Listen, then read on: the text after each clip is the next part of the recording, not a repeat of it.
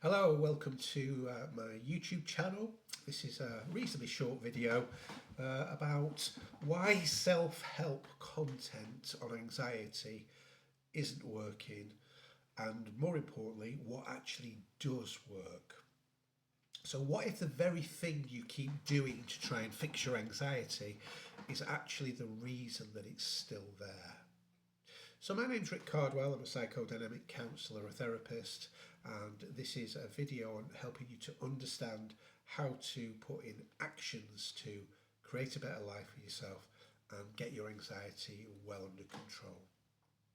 Now, if you've ever found yourself scrolling through endless videos, saving reels about anxiety, buying another self-help book, or promising yourself this one will finally fix me, then trust me, you are not alone. As a therapist, I see this pattern every single day.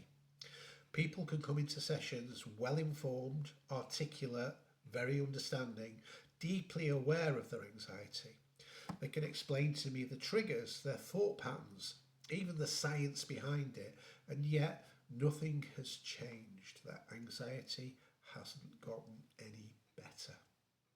So today I want to talk about why there is so much self-help content about anxiety and why consuming it often doesn't lead to real change, and I'm going to tell you what actually does. So why is there so much content on anxiety? Oh, let's start with the obvious. Anxiety is incredibly common.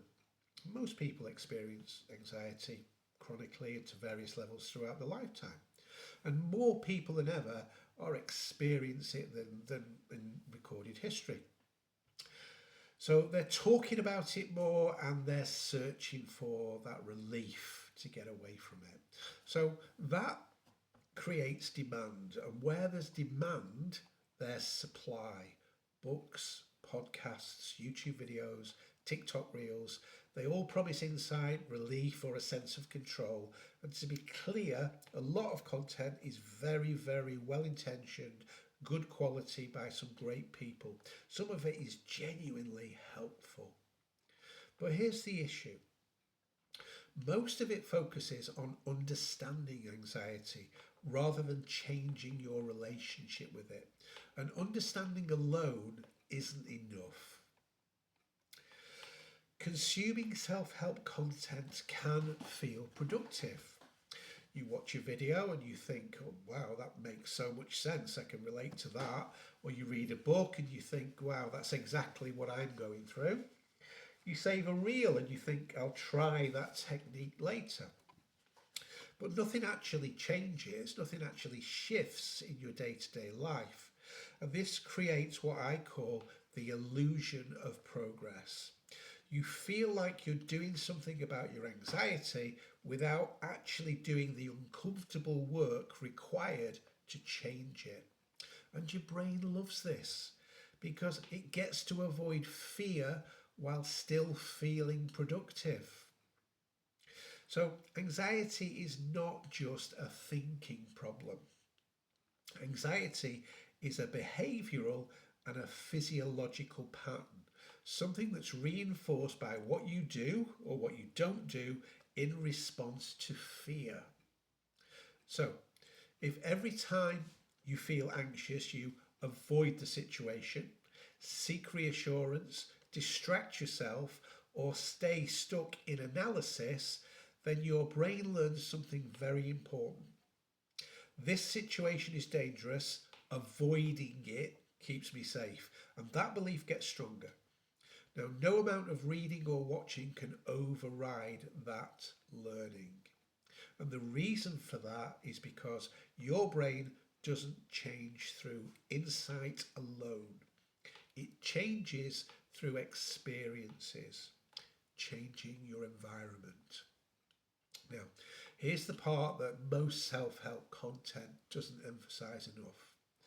The initial step to overcoming fear and reducing your anxiety is facing the things you're afraid of and taking action despite the fear. Not waiting until you feel ready, not waiting until the anxiety disappears, but moving with the anxiety. This is what we call exposure, something called exposure therapy.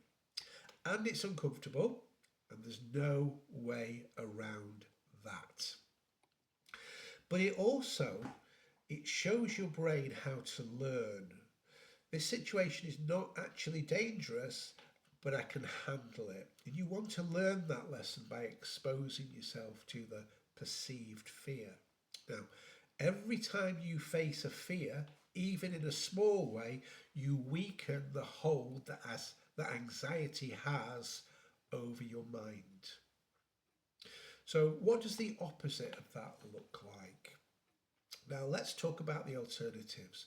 What happens when you don't face your fears? So, not facing your fears is really important, because when you avoid, you turn down opportunities, you stay in your comfort zone, and you overthink, create more negative thoughts instead of act. And you wait for the right moment, and that right moment never appears. So then your world around you slowly shrinks. Now, what once made you slightly anxious now starts to feel overwhelming. What once felt possible now feels impossible. And over time, your life becomes organised around not feeling anxious rather than living meaningfully. And this is how anxiety becomes chronic. Not because you're broken, but because avoidance has been reinforced over and over again. So, another trap, a subtle trap, is staying trapped in the learning mode. You keep searching for the perfect technique. You keep searching for that missing insight, that one video that will finally make it click.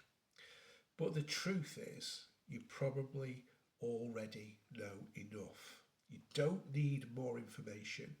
You don't need more implementation. And implementation means stepping into discomfort. Now, in therapy, the biggest shifts don't happen when someone has a breakthrough insight.